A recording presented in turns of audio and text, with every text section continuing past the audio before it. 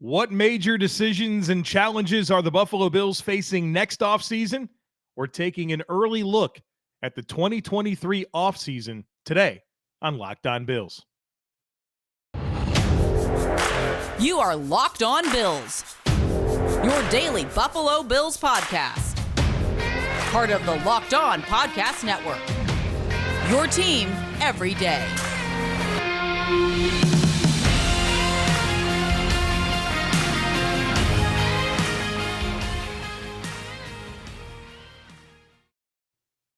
What's up, Bills Mafia? It's Joe Marino from the Draft Network, and I'm your host of Locked On Bills. Happy Thursday to you, and thank you for making Locked On Bills your first listen every day, or if you are joining us on the YouTube channel, your first watch every day. Well, I know that we are still in the 2022 offseason, but the thick of the 2022 offseason is now behind us, and with that journey being fresh on our minds, I wanted to take today and examine the decisions and challenges ahead of the Buffalo Bills next offseason, because I think it will feel real, right? Because we just went through all of this, and it will help us gain perspective as to what could happen next offseason. And so we'll look at the Bills' draft capital, their cap space, the fifth-year option decisions that they have to make, expiring contracts, restructure opportunities, cut candidates, and extension candidates to give us an idea at what Brandon Beane is facing next offseason. And I'll be honest with you, it looks pretty challenging to me. I've went through this, obviously, and mapped this out. And there's some unique challenges that next offseason is going to present. Now, there's some solutions to some of those challenges, but it might not feel like the one we just had. So let's talk about it. We'll start with examining the draft capital at the Bills' disposal. As things currently stand, the Bills have a first-round pick, second-round pick, third-round pick, fourth-round pick, fifth-round pick, and a sixth-round pick. My understanding is that they don't have a seventh-round pick. And the reason that they don't is because in August of 2020, the Bills traded a conditional seventh-round pick in 2023 to the Carolina Panthers for Andre Smith. Now, were the conditions met?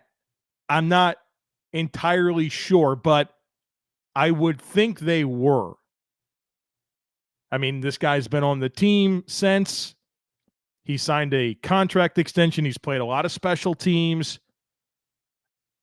I'm kind of thinking the conditions were met. Now, I know that the Bills released him at one point and brought him back, and maybe that was a loophole to get around having to part with the seventh-round pick. But I am speculating that the Bills don't have a seventh-round pick in 2023. So hopefully we can find out that answer.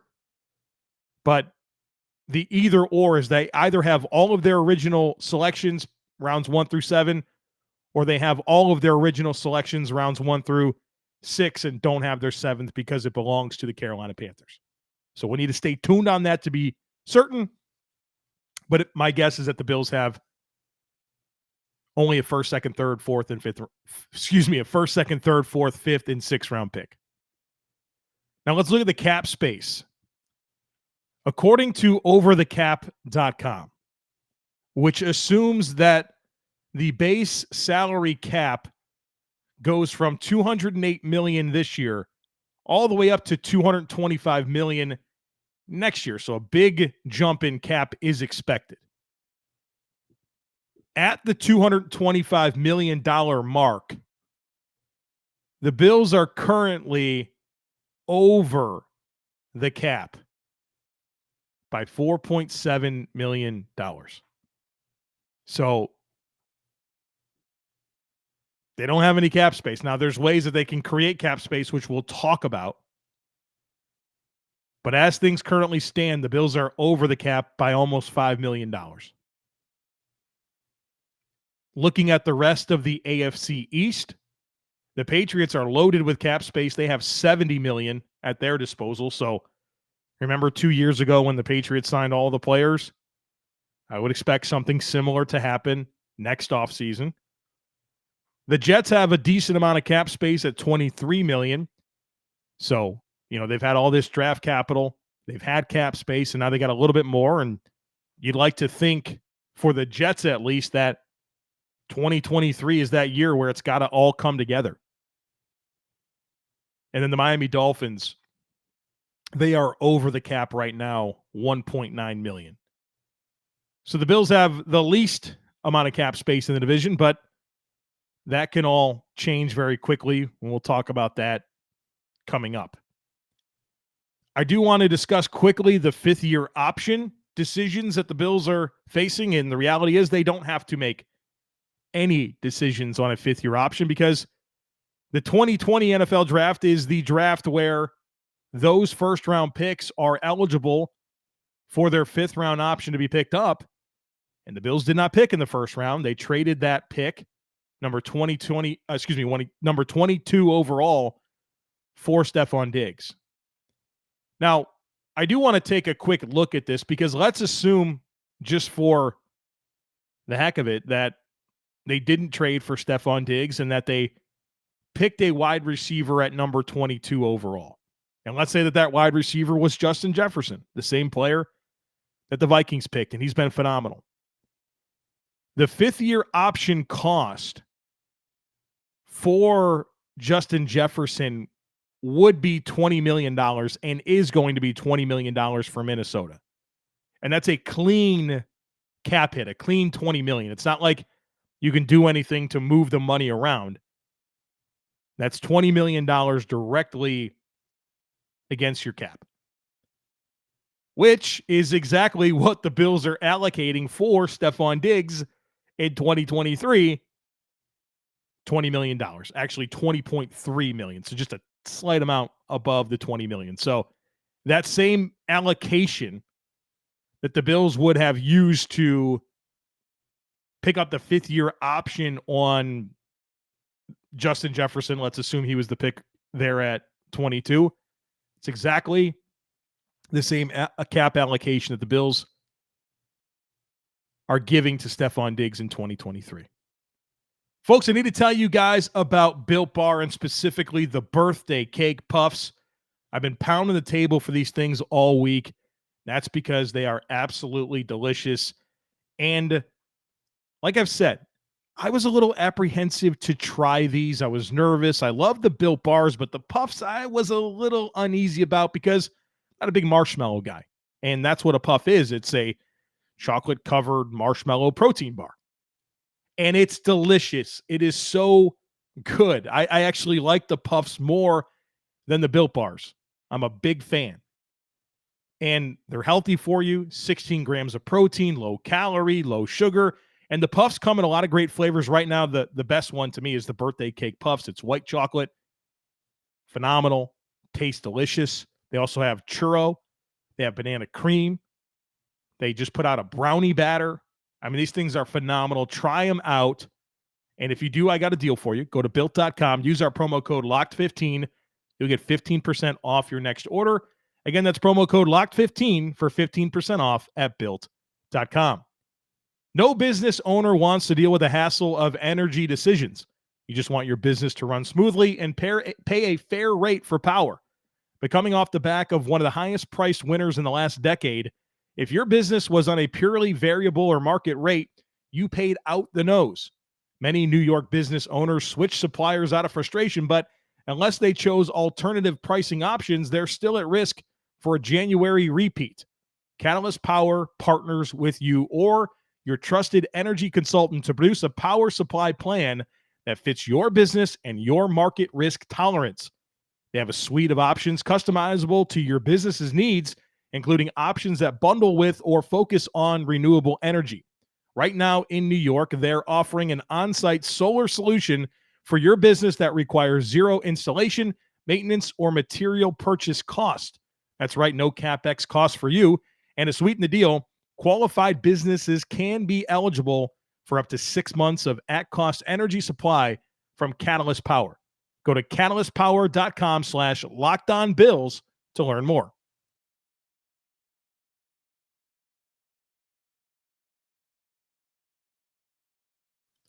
All right, for the next part of our discussion, I want to examine the expiring contracts that the Bills have at each position because there are quite a few.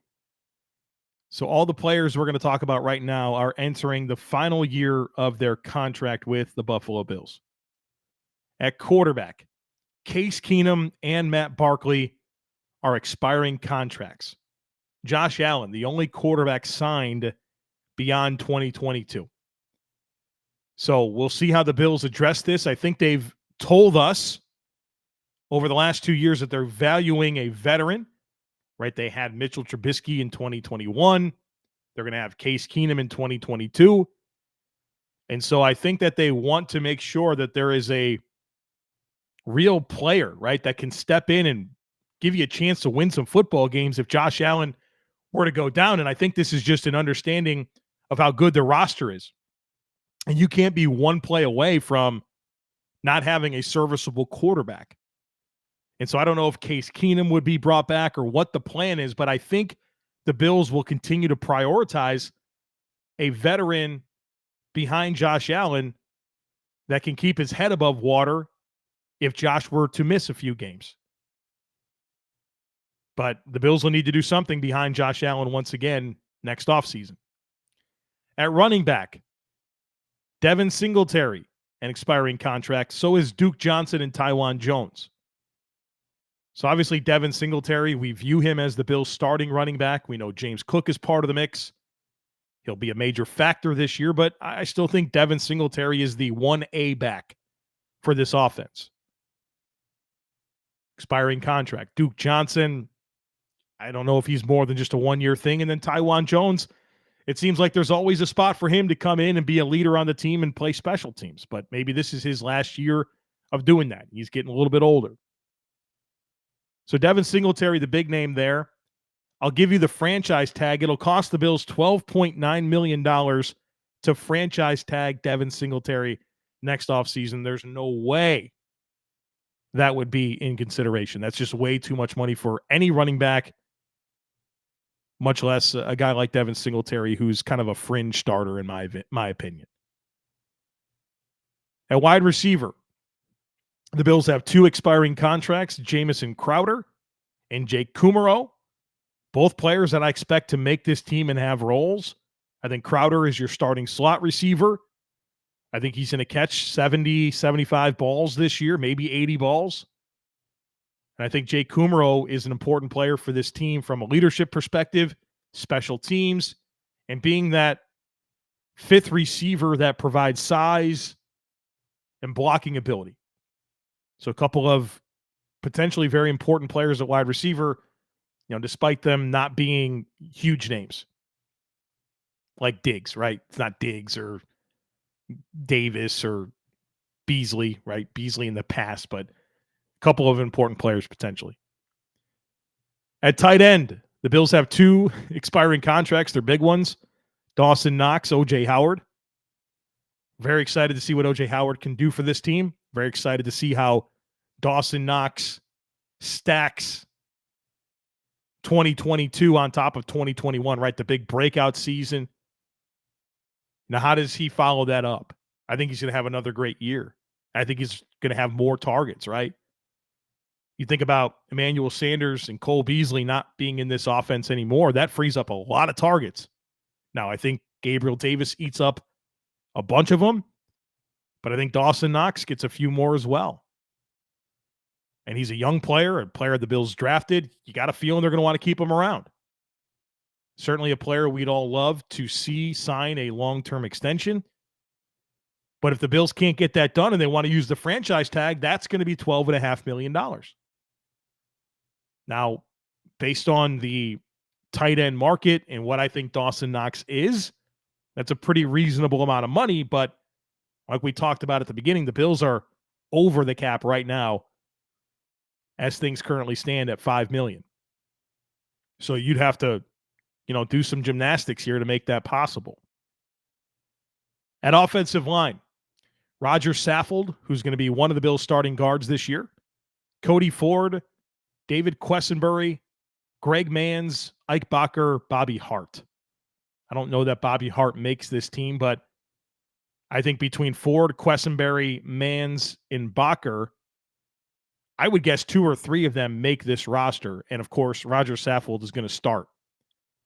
So you have some offensive linemen that you have to figure out. Now, the good news is you've got everyone else pretty much locked up is in terms of starters.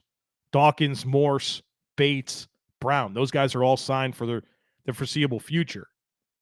So you're just talking about potentially depth players and one starter in Roger Saffold.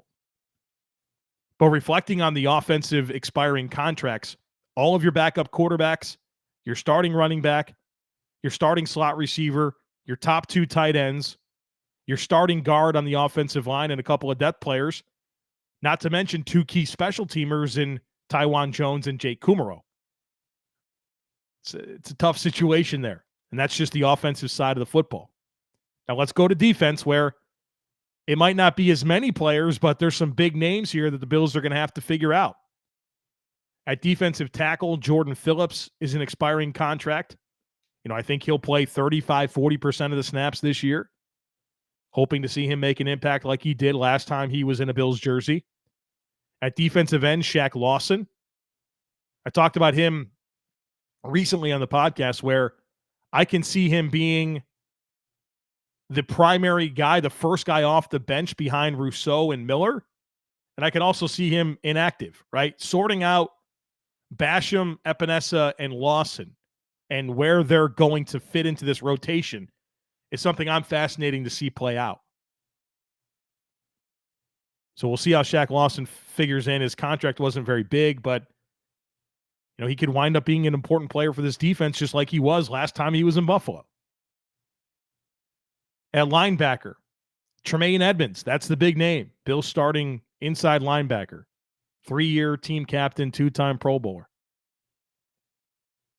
Tyler Medikevich, Andre Smith, Markel Lee. Also expiring contracts.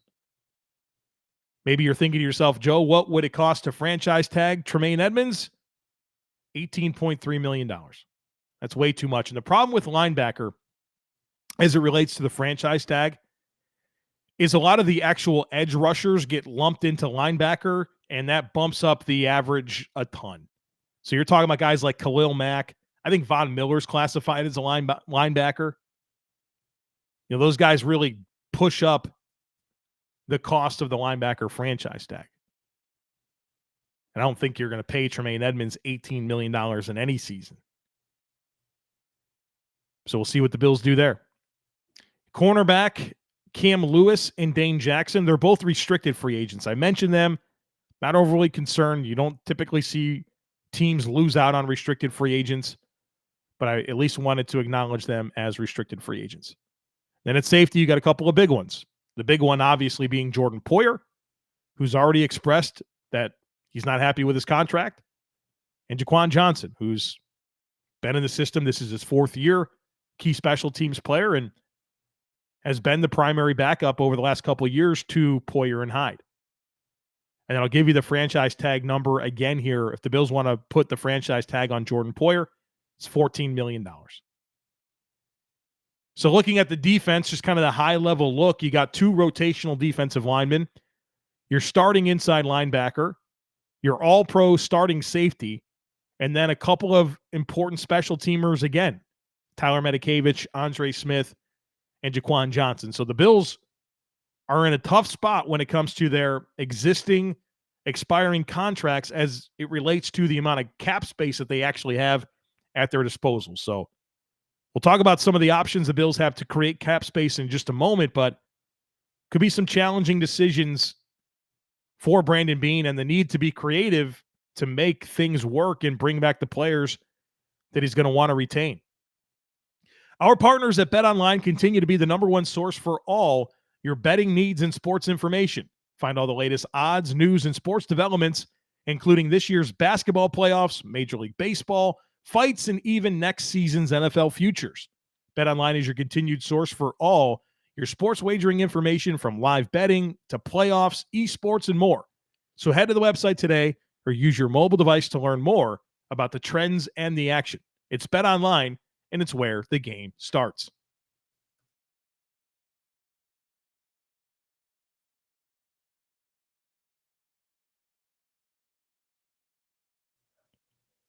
All right, so the hard part, I guess, has already been discussed. Now we're going to look at some of the savings opportunities, the cap savings opportunities that the Bills would have through restructures, some cut candidates, and then even a couple of extension candidates. So when it comes to restructures, the Bills didn't really do many restructures this offseason, and I was a little bit surprised by that. But I think as I've examined the 2023 situation, I understand why Brandon Beane waited, because I think he's going to need to use his restructure opportunities next offseason a whole lot more than he needed to this offseason. So I'll give you all of the realistic possibilities. You know, the Bills may do some of this.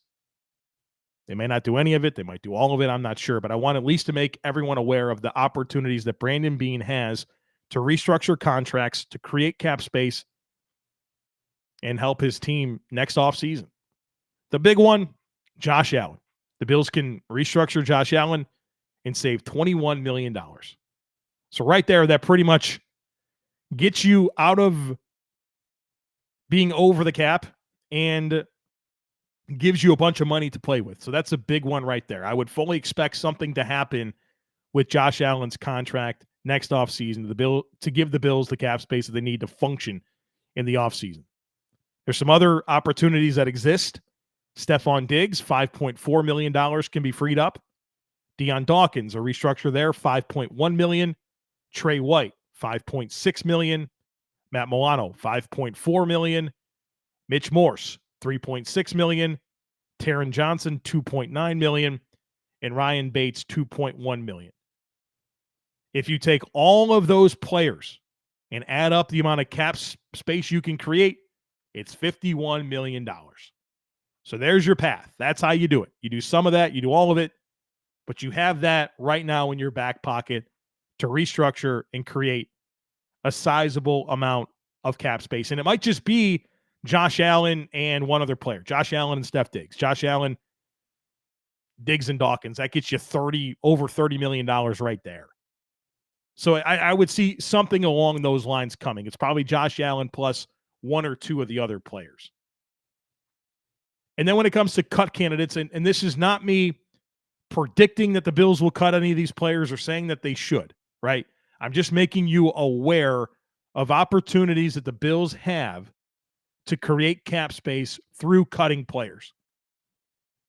These players all, again, they come to mind, not because I think they should or I'm predicting that they will, but because there's an opportunity to save money. All right, did I get the disclaimers out of the way? You're not going to freak out and come at me and say, why did you suggest the Bills cut this player? It's not what I'm saying at all. Deion Dawkins, the Bills can cut Deion Dawkins and save $6.26 million. They could cut Micah Hyde, free up $3.7 million. Mitch Morse, $6.25 million. Taron Johnson, $4.25 million. Saran Neal, $2.4 million. Tim Settle, $2.2 million. And then the one that really kind of stands out to me is Isaiah McKenzie at $2.2 million.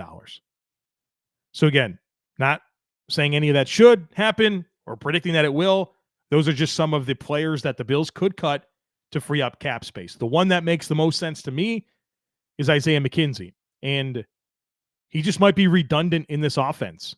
And if he can't be a return guy and he's more of a gadgety player on offense and he's not the same caliber of route runner that's needed in the slot, like he's kind of a tough player to justify keeping around and not creating that cap space, especially with Khalil Shakir. And who knows what Marquez Stevenson has. Like there's a sample size coming up that's going to give us the information that we need to know.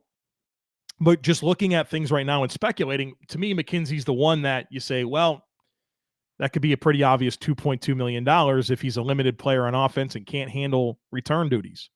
And this guy's your fourth or fifth receiver, It doesn't help you on special teams.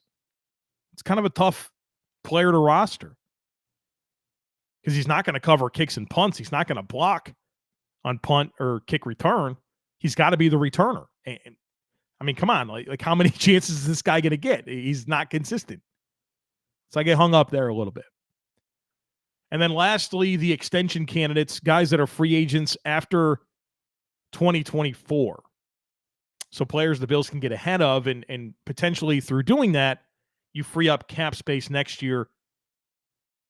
You know, you give them an extension to lower their figure in 2023, and it helps you long term. And the Bills did that this year with, excuse me, guys like Stefon Diggs, Mitch Morse, right? That happened. They extended them, got cap relief this year, and was able to keep a player that they wanted to around for longer. 3 players come to mind. Ed Oliver. First of all, you know, he's a guy that is playing under the 5th-year option in 2023. So his cap hit is $10.75 million. Now, if you like what you see this year and you want to go ahead and get that extension done, you can do an extension that lowers his 2023 cap hit and push that money towards future years. I hope that happens. I hope that Oliver plays at a high level, earns an extension, and in doing so, the Bills keep him long-term and free up cap space in 2023 because there's an opportunity with that nearly $11 million cap hit. Micah Hyde is certainly a player that comes to mind. A little bit older. I think we're all kind of curious what the future of Poyer and Hyde is. I want it for as long as we could possibly get it. That's what I'll tell you. These guys are just coming off their best season together. Have been an elite pair since 2017. I want it for as long as possible. So I'd love to look at Micah Hyde as an extension player. Do the same with Poyer, and maybe you can have your cake and eat it too there, where keeping those guys together, but also giving yourself some cap relief in 2023. And then the last player, and this isn't a player that's actually going to help in terms of creating 2023 cap space, but a player that the Bills are going to have to look at, and that's Gabriel Davis. And, you know, look, his production was basically the same in 2020 and 2021, like 35 catches, almost 600 yards, 7-8 touchdowns, right? Identical seasons. But I've talked a lot about how this guy got so much better from 2021 or from 2020 to 2021. His reception percentage, his contested catch percentage, his blocking, consistency at the catch point, it all got so much better. And we all love what we saw in the Chiefs game. We know that the opportunity's going to be there for him to claim a big market share. And he's probably going to be a very pricey player if he has the type of season that we're all expecting. Now, you can let this thing play out, and that might be the smart thing to do. But if Gabriel Davis goes out there and has a monster season across from Steph Diggs, you might want to start thinking about getting that contract done as soon as possible because, as we know, if you wait, it only goes up. I mean, that's been true with so many players, whether that's Trey White, Deion Dawkins, Josh Allen, right? I mean, Josh Allen's deal looked really, really big when it first happened, and now not so bad when you look at what guys like Aaron Rodgers got in his extension. So, got an opportunity there to get ahead of that situation and give yourself the best opportunity to bring him back for the most reasonable amount of money possible. All right, so I'm glad we did this. I hope you found this helpful. Right, we're in this 2022 off season, but peeking ahead to 2023 while we're in the 2022 just kind of felt like a good idea for us to do, and really it's fresh on our minds, and it should help us really think about how things could unfold next off season. And these are going to be talking points that will exist, you know, throughout the next several months, right? This isn't going to go away. These are things that are going to be filed away in the back of our mind, whether it's, you know, the expiring contracts, the restructure candidates, the cut candidates, being mindful of the cap situation, being mindful of the draft capital. That's all stuff that we need to know as we discuss this roster moving forward. So I hope you found this to be very, very helpful. That's going to do it for us here today on the podcast. Come back tomorrow. We're going to talk about the AFC in general. You know, a lot of good teams. Where did the Bills slot within that? I'm going to tier the whole conference, kind of give you my thoughts on the contenders in the AFC and, where the Bills slot and what the challenges are in this conference. So don't miss that. Make sure you're subscribed. And then next week, cannot wait for next week. Monday and Tuesday might be my two favorite podcasts that we do every year. So it's a lot of good stuff coming up. Don't miss it. Make sure you're subscribed. Would love it if you took a second to rate, review, and share the podcast. Have a great rest of your day, and I look forward to catching up with you again tomorrow.